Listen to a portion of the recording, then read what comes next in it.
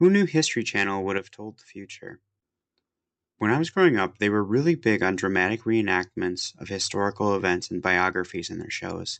Though that was back when the History Channel hadn't lost all of its credibility. I bring this up to talk about the type of movie that has gotten popular over the last 10 or 15 years in Hollywood.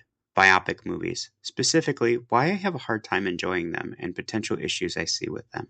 I should start by saying this isn't a blanket issue across the board with these movies, and I don't necessarily consider them all bad movies.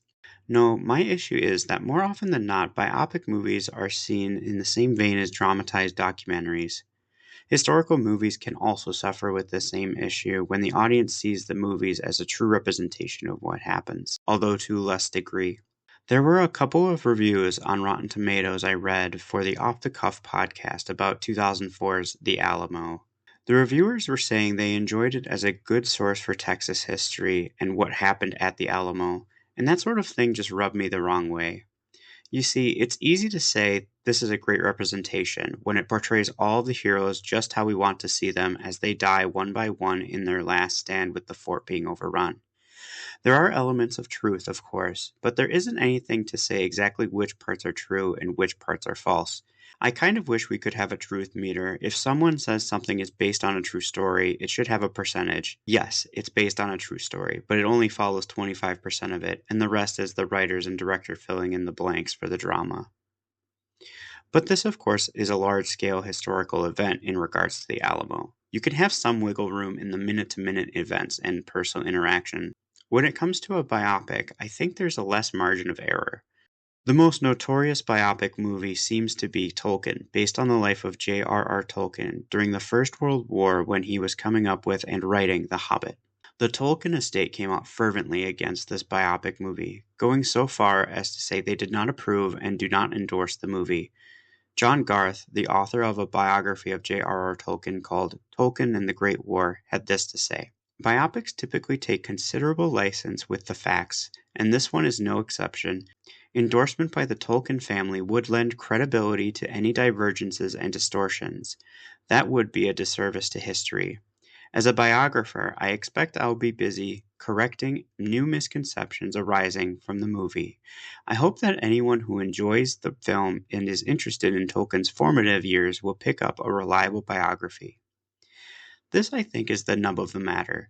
If the audience watches a biopic of someone which helps open up their curiosity and want to explore the topic more, that's great. Anything to want to learn more is wonderful. Generally speaking, though, that's not what seems to be happening. People watch these biopic movies as documentaries, in part because the studios making the biopic would not come out and say, oh, by the way, this is only about 10% accurate, because no one would go.